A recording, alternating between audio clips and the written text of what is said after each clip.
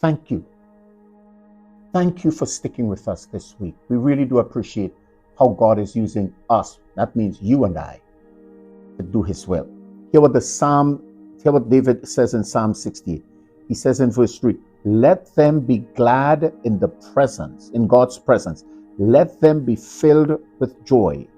Sing praises to God and to his name. Let them be filled with joy.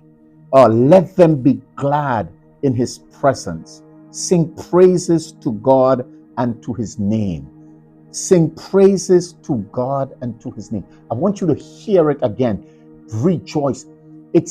We sometimes, as Christians, we need a command to move us from the place of depression, malaise, and get us into a place where we rejoice.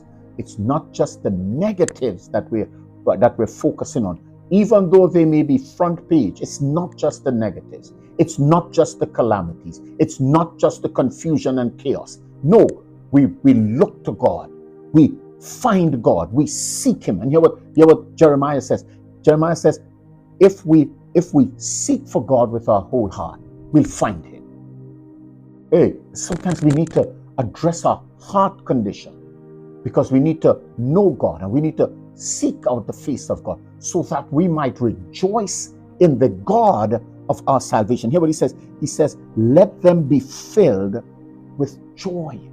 He's speaking about people like you. He's speaking about people like me, that we should find the joy in the midst of the confusion, conflict, depression. We should find a place where we can rejoice.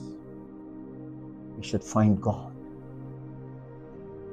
because our identity is forged in Christ, and our disposition and our outlook in life is impacted positively when we see God and see the situation through his eyes. I'm hearing a number of things where people are seeing demonic spirits and all of that, and I say to you, instead of looking for a demon, instead of looking for problems and troubles, and instead of using that to determine how God will act, I challenge you.